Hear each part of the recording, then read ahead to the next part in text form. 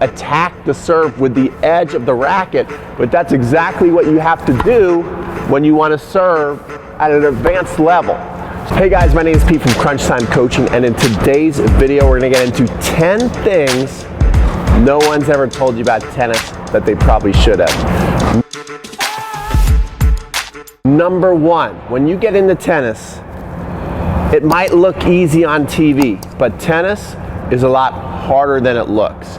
You know, you look at some sports athletes like LeBron James, like that is an amazing athlete. You look at the tennis players and you're thinking, yeah, they look like pretty good athletes, but you know, they kind of look like me. I think I could do this. And then you get out there and you realize that tennis is a lot harder than it looks, and that is because it's kind of like golf. When you play tennis, it's all about the angles of impact, and if you can master those, you can play great tennis. But if your angle of impact is a little off, your shot's going to be way off, especially if you want to swing fast at the ball, which pretty much everybody wants to hit a hard shot. So in order to do that, it's going to take some work. You're going to have some pretty good technique, so be ready for this when you get into the game of tennis. Number two, this is super important. The moment you hit your very first tennis ball, you are developing bad habits, right? Because when you go out there and play, especially if you don't have any instruction, even if you do have instruction, the ball is bouncing. Lots of times this ball can bounce pretty high, especially if you can't read it well. And so a lot of beginner players, they end up, you know, hitting the ball here and hitting the ball like that and all kinds of things just to get the ball back. So something you can do to avoid this as much as possible is when you start playing tennis, I want you to really get into the idea of working on your technique without hitting a ball. These are called shadow strokes. And for a lot of tennis coaches out there, this is a very hard sell to instill in their students. But I've got a great story for you. There's a movie out this year called King Richard about Venus and Serena Williams. And the girls in the movie actually look like great tennis players. I thought that they were pretty good juniors when I watched the movie, and I thought, this is great. There's finally a movie out where the tennis players look pretty good. I was shocked to find out that they were completely new to tennis.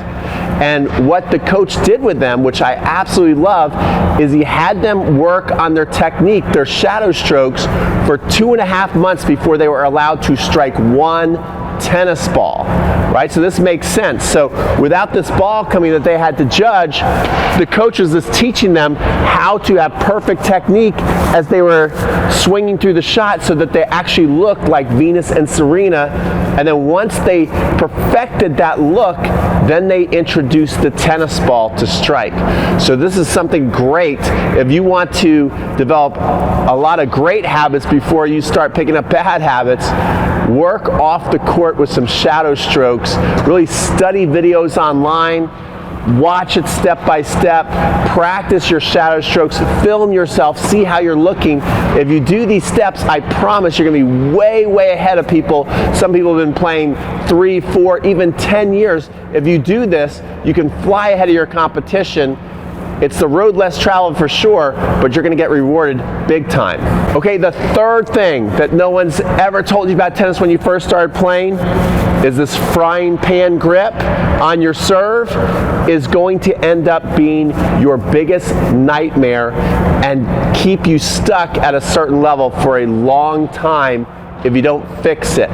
So again, when you start playing tennis, it's a tough sport. And so if you're self-taught, or maybe you take a beginner group tennis lesson, which a lot of people start out with, you know, the coach or you might figure out to hold this frying pan grip and just tap the ball in. Hey, if you just tap the ball in the box, you're playing tennis. And that's absolutely true. So if you want to get started quickly and play matches easily, well, then go to the frying pan grip. But if you keep playing and you keep wanting to progress and you see like, oh my gosh, the 4-0s and the 4-5s that are clubbed, they're so good, and look at how the pros serve. Learning how to hit with a continental grip when you've been doing this for a long time and you're going to develop something that coaches call the waiter tray move or the pizza move, this is going to be a nightmare to fix. In fact, it might be so tough to fix that you just give up on it, because you're going to have to change your grip, which means you're going to miss a lot of serves for most people, and you might end up losing the people that you're used to beating because you're now double faulting and you're having a tough time getting the ball in. Because most people are not going to think to attack the serve with the edge of the racket, but that's exactly what you have to do when you want to serve at an advanced level. So I recommend, again, you start to learn the technique before you start to hit tennis balls. You learn all the correct grips, you learn the swing pass, so that when you go out and serve, now all of a sudden you're serving like a professional before your first strike. Okay, let's get to the fourth thing that no one ever told you about tennis that they probably should have. Hey, if you're watching this video and you're picking up some good tips and you're excited to see the rest of what I'm about to say, then give this video a like. I'd really appreciate it. It helps totally obsessed tennis players all over the planet, and for doing so, my buddy B2 is going to give you 100 free B2 puppy kisses. All right, let's continue on to the next thing on the list. The fourth thing no one ever really told you about tennis is you're better off bunting the ball if you want to win a lot of tennis matches. Let me explain. Because most of you, even though I'm telling you all this, I'm giving you all the secrets to success, most of you are still going to go out there. The temptation's too great. It's kind of like a big piece of chocolate cake. You want to go out there, you want to hit the tennis balls, you want to do this before your stroke is perfected. So that's what most of you are going to do. And so you have bad habits, and you want to win matches. And so if you have these bad habits and you want to win a lot of matches, the slower the racket moves to the ball and makes good contact, the better off you're going to be.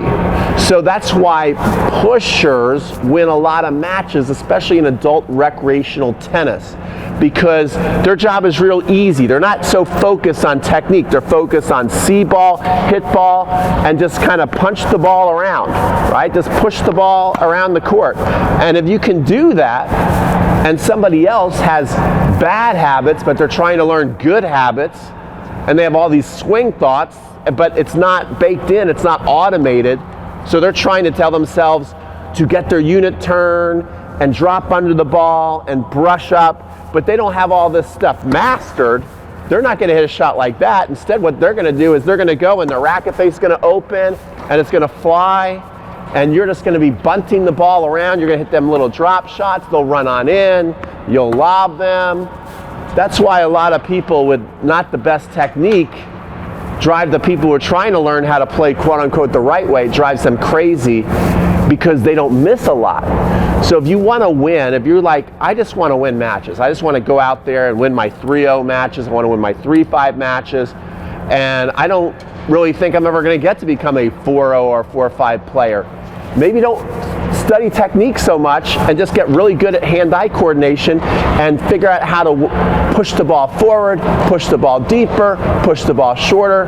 You'll win a ton of matches without having to have good technique. So maybe for a lot of you, this is a big relief, and you can stop watching instructional videos and just go out there and tap your way to victory. All right, so let's get to the next item on the list. I know that probably shocked a lot of you, but hey, it's absolutely 100% true. Okay, the fifth thing no one ever told you about tennis that I'm going to tell you right now is that tennis is the most nerve-wracking sport in the world. Okay, when you first start playing, you probably thought, oh, this looks pretty fun. Then all of a sudden you get in your first league match, you're like, I am so nervous. Why am I so nervous? Well, here's a couple of things. Number one is a lot of times, especially if you're playing singles, it's just you out there playing. You have to figure out everything for yourself. In doubles, a lot of times you still kind of feel like, I got to play good tennis. And so it becomes a very nerve-wracking sport because you have to problem solve. There's not a coach with a team out there. It's either you or just you and your doubles partner. So the court can start to feel very lonely out there and overwhelming. And then the other thing too is if you're learning how to hit shots, how to hit strokes, and you're not confident in those shots, and you go to swing and a couple of them go way, way out, now all of a sudden you start freaking out and you know that you're compromising your technique just to try and get the ball in, and you know all your friends are seeing you do this. So why am I telling you this? What's the benefit in this? Here's the benefit. Everybody feels the same way. Everybody gets nervous. Even the great Roger Federer, Novak Djokovic, Serena Williams, all the greats get extremely nervous. It's part of the game. The more you understand that it's part of the game, it's part of the challenge, and you try and make it be as much a part of the fun and excitement as possible, you're gonna be able to handle your nerves better than your competition and use it to your advantage. Just know that no matter how they look over there, they are nervous too. I promise you this, okay? So it's a nerve-wracking sport. That's not gonna change. It's part of the game. Let's move on. There's nothing wrong with you. I promise there's nothing wrong with you. You're not crazy. Everybody's nervous. Okay, the sixth thing no one's ever told you about tennis that they definitely should have is low level, high level, mid level. To me, footwork is more important than your technique. Most players who play tennis, especially if you're watching this video, want to hit beautiful technique. And so when the coach is trying to teach them something new about technique, the student is usually all in. They're like listening, like, oh yeah, okay. What? Show me that again. I didn't get that. Let me see that again. Once the coach starts saying, hey, let's work on your split step today, let's work on your footwork, let's work on your recovery, all of a sudden the student starts going, why? Because we want to help you become the best tennis player you can be. If you get in position for the ball, if you're working on your good technique, it's going to be easier to hit. You're going to play in a flow state. If you don't have the best technique, but you learn how to always get in position and just push the ball, so whether you have great technique, poor technique, doesn't matter. If you can always get in the perfect position to hit the shot, you're going to be able to decide exactly where you want to hit the ball easier and be able to execute the shot. So footwork is something you should be focusing on more than technique. Okay, lucky number 7 is going to blow your mind, and this is super important. When you're playing tennis, 80% of you playing tennis is not spent playing tennis. Okay, let me kind of explain. 80% of the time when you play a match, and there's actually been studies done, I'm not making this up, 80% of tennis, since points are just, you're serving the ball in, lots of points are just 2-3 shots and the point's over. The rest of the time you're walking around picking up a tennis ball. Maybe it's an odd game and you're on the changeover sitting there. Okay, so there's a lot of time not spent actually playing tennis, hitting the ball. And why is this so important to understand? Because what you're doing in between points is super important. The way you carry yourself. So the first thing is you got to fake it till you make it. If you're walking around and you're nervous or you're frustrated or you're not happy with the way you're playing, the more you kind of do that and walk with a hang head, or you're slapping your tennis racket, or you're doing this where you hit it on the ground and it falls, the more you're doing all this nonsense, you're beating up yourself, you're taking away your confidence, and you're sending the confidence right over to your competition, which is going to have you lose tennis matches. That's the first level. The second level, you start to get that positive posture, and then you start to develop rituals that help you get focused. That's why a lot of pros go to strength. Look at Rafa. He's got some odd rituals, but he lives and dies by them, and it helps him feel comfortable on the court. The final thing you should be doing in between points is problem solving, okay? You want to be figuring out, hey, why did I miss that shot? Rather than judging like, I stink, that's why I missed. No, figure out technically, if you're working on your technique, why did you miss that shot? What does your opponent not like to hit? That's a big one. Always try and figure out, what does your opponent not like to hit? Do they not like to hit high balls? Do they not move well going forward? Do they not move well going to sideways? Either way, figure out what they don't like, and then give them a heavy dose of that, and you'll win a ton of tennis matches. Okay, number 8 on my list. You're probably not going to believe this one either. The continental grip is the most important, most versatile shot to master. No, this is not an outdated tip. You're going, continental grip, that's outdated. No, it's not. It's never going to be outdated. When you see the pros hit forehands, most of the time they're in an Eastern or semi-Western grip. Some are in a full Western grip. No tennis player, no great tennis player today is going to hit the majority of their forehands with a continental grip. But the rest of their tennis game is the continental grip that they're using, or it's in the continental grip family. So let me just go down the list. The serve, continental grip, all day, every day. Every pro hits the continental grip on their serve. When they're hitting a slice backhand, right? So even the pros who have a two-hand backhand, they're also very good these days with a one-handed slice backhand. Guess what grip they're hitting? Continental grip. When they're hitting volleys, you guessed it, continental grip. Overhead, continental grip.